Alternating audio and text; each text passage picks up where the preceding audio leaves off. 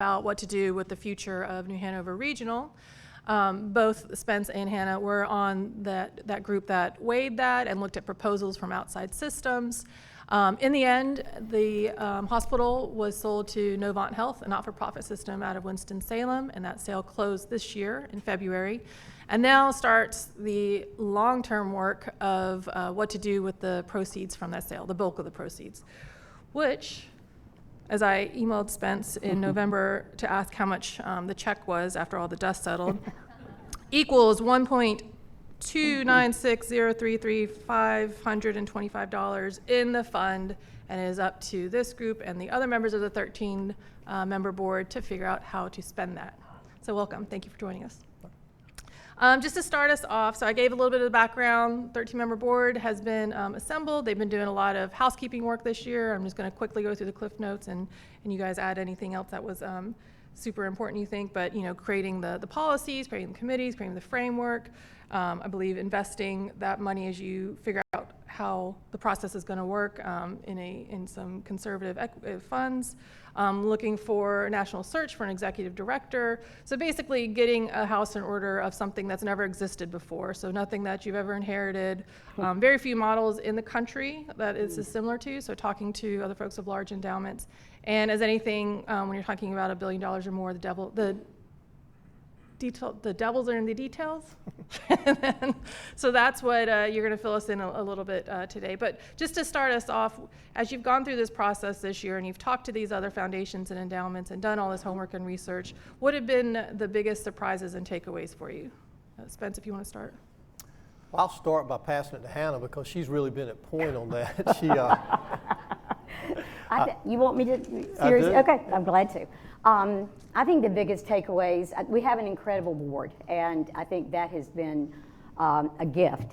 I think the things that have been the most significant that we've learned for me have been what we've learned from the other endowments across the country and across the state, and the advice they've given us.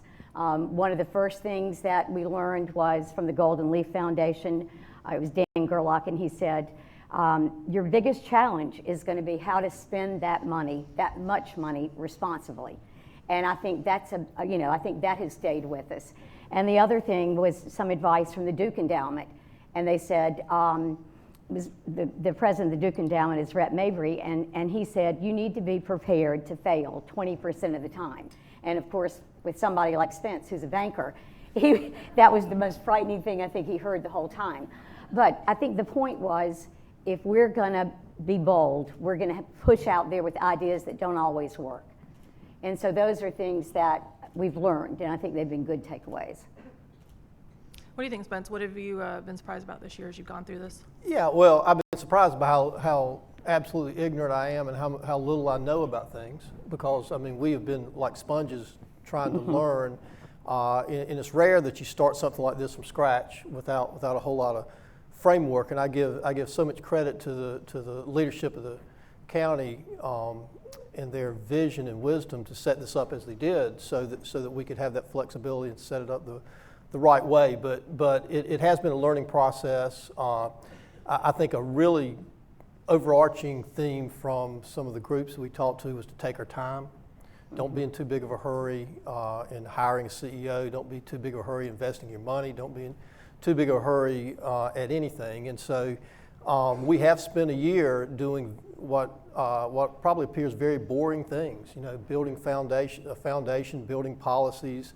We're taking a long time looking for our CEO, and we're going to look till we get the absolute right person. You mentioned some of the other endowments. We're also finding that we think we're a unicorn. We think that there are similar endowments and foundations, but there's no foundation or endowment out there exactly like us that has such a large amount of money in a relatively small area to spend it in, and with good flexibility in how we set up the grants. And so it's a unique. And so from the CEO standpoint, it's going to take an absolute unique human being to lead this organization, because we're learning from the beginning there are a lot of competent people out there. We've talked, interviewed a lot of competent people.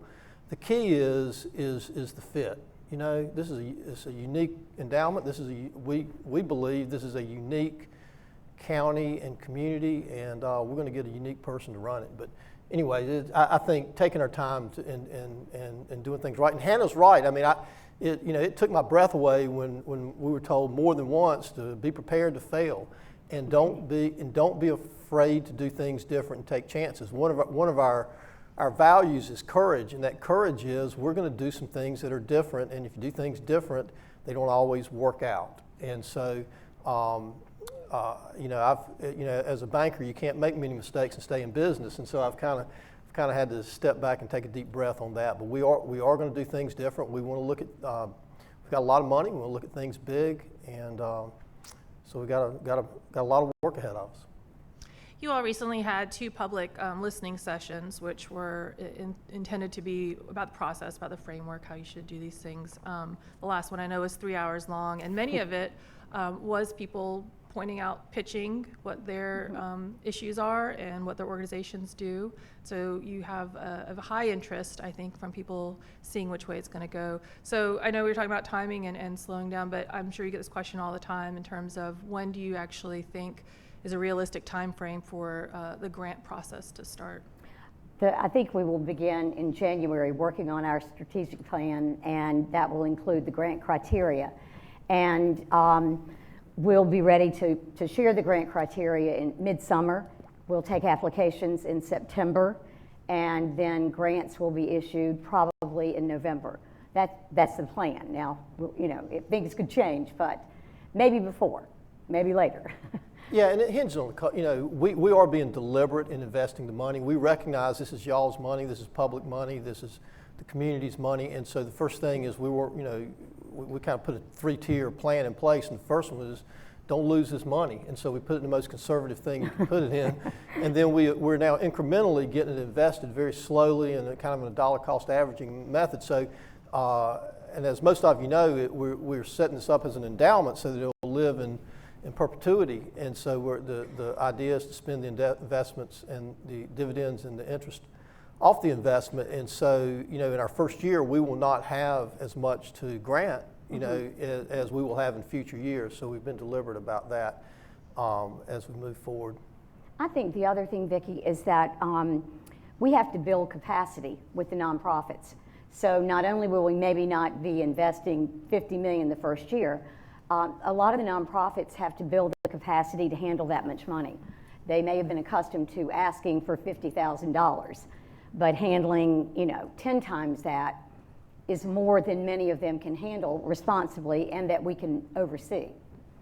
Yeah, and the listening sessions just, kind of emphasize what we already knew. We had roughly 90 speakers over those 2 sessions, and there were a lot of them are from nonprofits explaining what they did and where the needs are. And it's really amazing to know how many outstanding nonprofits we have that are doing outstanding work. And our challenge is to mold that into a strategic plan and not being haphazard about the work we do. And I feel like that's the direction that the county and the hospital trustees have given us, is to develop, how do we get beyond the symptoms and solve the disease, And so that sounds kind of fancy, but we're serious about how to do that. And that's going to take big, bold thinking, and it's going to take big initiatives. And we are going to ask for patience with our nonprofits and the community as we develop a plan to think big instead of giving $10 here and $10 here and do the same thing we've been doing. It's good work. I mean, if somebody's cold, we need to buy them a coat, but we need to figure out why they're cold. And so, that's the work we're going to be doing, and we're going to be, we're going to take our time and do it right. But we're going to ask for a little bit of patience while we do it. And going into that capacity discussion, because that's something I was interested in terms of, yes, infusing a lot of money into the community for these organizations, which, as for many things we've already mentioned in terms of supplies and workforce right now, like how do you build up the ability to use it wisely. But another factor that Spence alluded to was a lot of money for a small area. Mm-hmm. So I guess one thing I'm curious, maybe we point out here, does the funds, they need to stay within New Hanover County because of the nature of this endowment?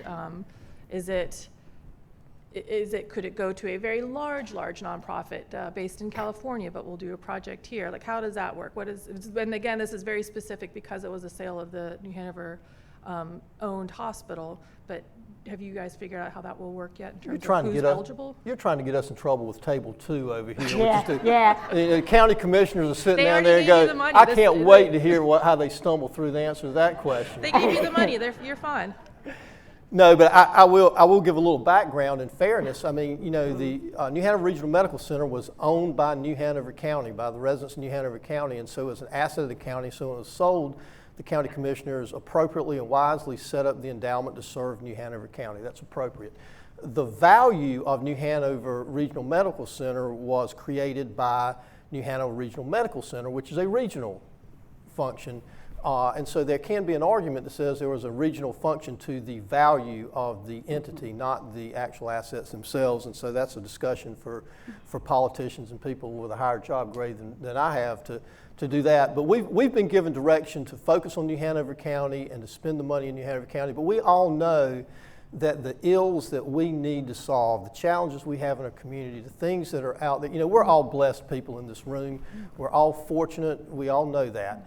You know, there's a lot of our community that is not, and they don't, the things that are affecting those people don't know where the county line is. And so there's a lot of good work that our nonprofits are doing that we will fund in New Hanover County, and if it bleeds across into other counties and solves some other issues, that's just going to be a bonus. And so we're saying nonprofits a lot. Is it just limited to nonprofits, or Yeah. and this is hypothetical? Obviously, you guys have shown no preference on there. I'm sorry, I should take a step back. Let's take a step back and point out that in the creation of the endowment, there are 4 areas that were identified, correct, that the money should benefit. So it's not a wide open net, but it's pretty broad. Do you want to just fill us in real quick about what those focus areas are going to need to be? Yeah, the focus areas are public education, public health and health equity, community safety, and community development. And the asset purchase agreement says specifically that the money is to be used for nonprofit, governmental, and community agencies. So it is very specific. Okay, so in government terms of the agencies direction. also. So in theory, in terms of education, if for some reason one of the directions were to like help with classroom sizes or, you know, something along those lines, school system would be eligible to at least ask for funding? Okay. But nonprofits, government agencies can, I've been in a big area that came up over and over again in listening sessions. It comes up over a lot of times when we have discussions is affordable housing, workforce housing, and the low inventory of it in this region.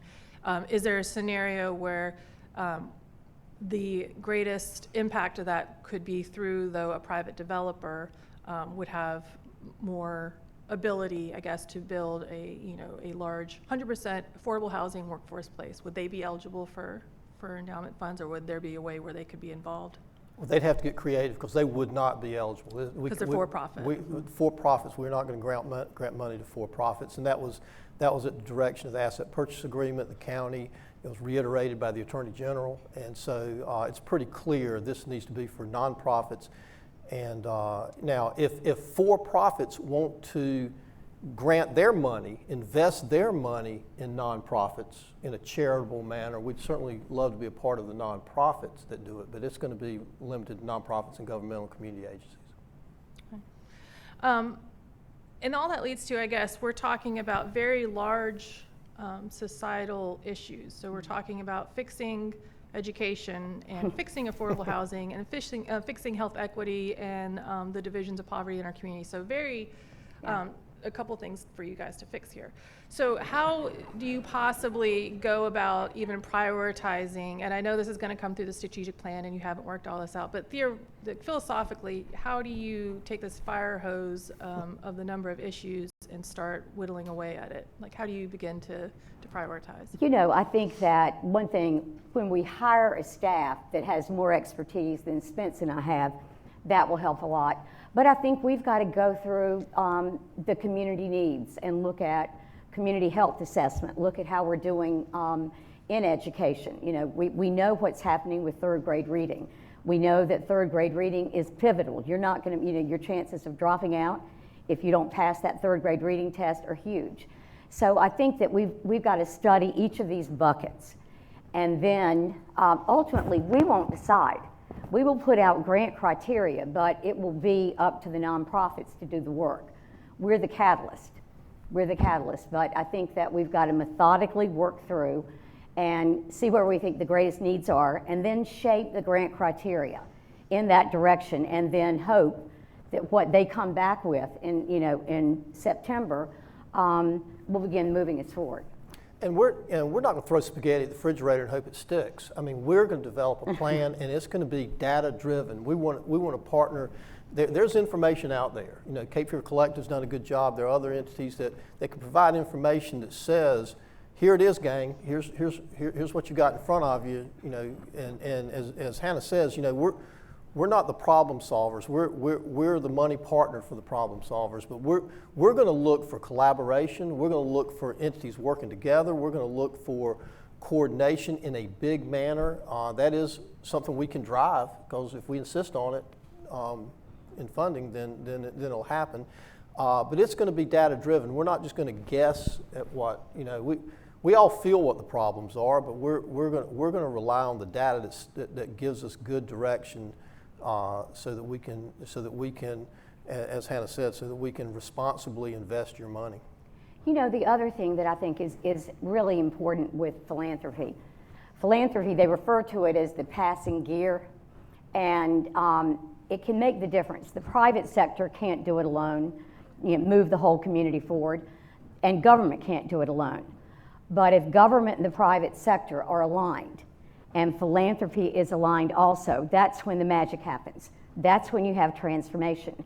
And I think what we hope is over the next few years that there is that alignment in 2 or 3 goals that, you know, everyone can agree on, so everybody's pulling in the same direction, because that's where the big opportunity is. And if I can add, Vicki, Hannah's kind of touched on something. Money's not going to solve everything, right? I mean, we're very fortunate. Usually, when issues come up, the first thing we say is we don't have enough money. Well, we're a little like as a community, we're a little like the dog that caught the car. Now we've got some money, but money's not going to solve everything. It's going to take human capital and human commitment, and that's one of the things that the 13-member board.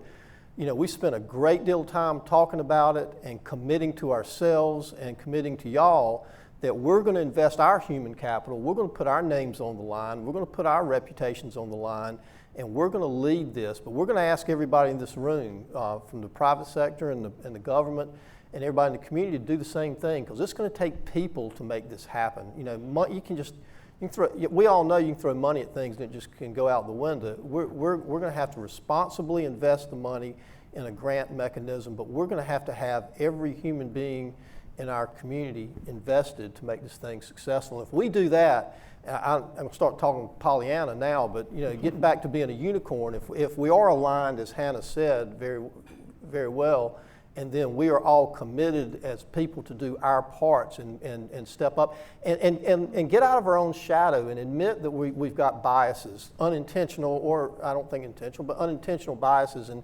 understand, you know, the one of the things I've learned in the last year is that, you know, this is complicated, and it's in a circle, and those 4 pillars that the county commissioners outlined for us appropriately are all intertwined, and they all connect, and it's hard to find where do you put the stake down and stop this thing.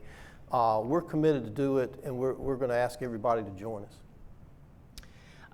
You mentioned this being a very long-term project, very long-term endowment. It's set in the actual formation of it how much you can spend a maximum of each year on the proceeds. So that leads me to the question of, in terms of deciding where the money goes, how do you ensure, even if it's decades down the road after you guys are fully off the board, is there a way to keep it from being a political process? How do you keep it being objective? You are insisting on getting us in trouble with table 2 over here. I've got to walk right by these people as we go out of here. But you didn't have to do a PowerPoint.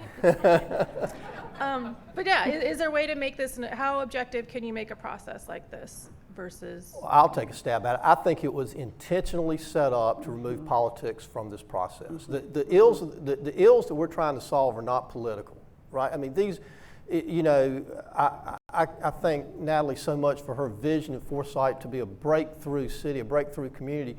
But for us to be a breakthrough community, it's not going to be from the wealthy of us and the top of it. It's going to be how do we break through the folks that have challenges in our community? How do we bring them up? When we bring them up, boy, there's no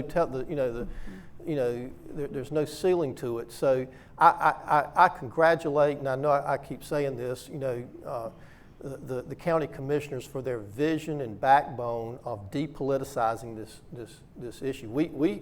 There's no politics in the 13 of us on this board. There's there's 100% commitment to do the right thing the right way, and we're working together to do that. And I think through the details of the appointment process that the county commissioners and the trustees from the hospital set up, I think it ensures that.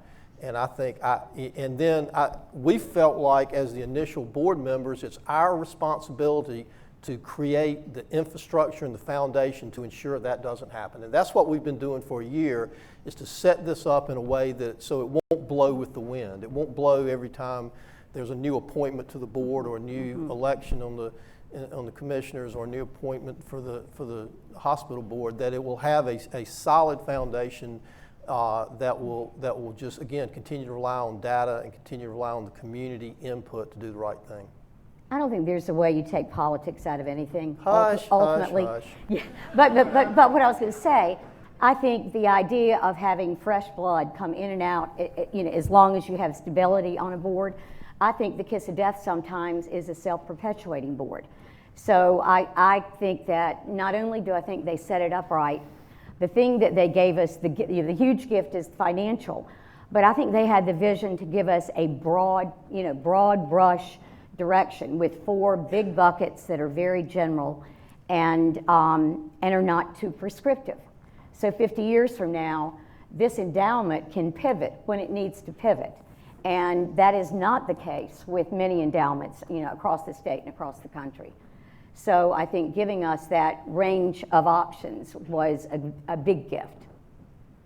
And you mentioned those 4 buckets, and again, that was education, public safety, health equity, and then community development, which is where a lot of the discussion around affordable housing comes in. I'm just curious, do you guys see community development in that bucket being also part of economic development and business development as well, or no? Is that? I think it's something all Yeah. I mean, encompasses all of that. But I think it's economic development that supports the entire community. I mean, we spend a lot of time developing our mission, vision, values, and commitment. And I would encourage all of you to go to our website and look at that, but spend some time looking at our commitment. That was the part, all institutions come up with mission, vision, and values, but as we were doing it, we spent a lot of time on some areas, particularly fairness areas and equity areas. And so we came up with what our commitment is to deliver on our mission, vision, and values. So as we're talking about economic development, a lot of times we think of big glass buildings and big that's not what we're talking about. We're talking about creating an infrastructure of economics in this city where everybody can thrive, not just survive. Everybody can thrive from all walks of life. And so I think to answer that question, economic development can easily be a huge part of this as it addresses economics in that manner. Okay, and since you guys have the final Power Breakfast words of 2021, let's wrap up and look ahead towards 2022, which sounds weird to say, but end us on what is your one next big goal or hope with the endowment going into next year? I think it's going into next year. I think it is to complete this cycle and get money into the community. I think that's the goal, and I think that's the most important thing. We have to start. Well, I think it's hiring a CEO because y'all deserve somebody with expertise, and y'all to run this unicorn. Hannah and I enjoy what we're doing and enjoy being on the board, but we're also, as you know, we're the policy-making board. Then we take that hat off, and then we go write the checks, and we're running it. So we look forward to hiring the right person to get this thing started. Okay. And on that note, you guys will learn who that CEO is through the Business Journal first, because I'm sure going into 2022, we'll be hounding them incessantly for updates. But thank you both for sharing our annual update here at the Most Intriguing. Appreciate it. Thank you.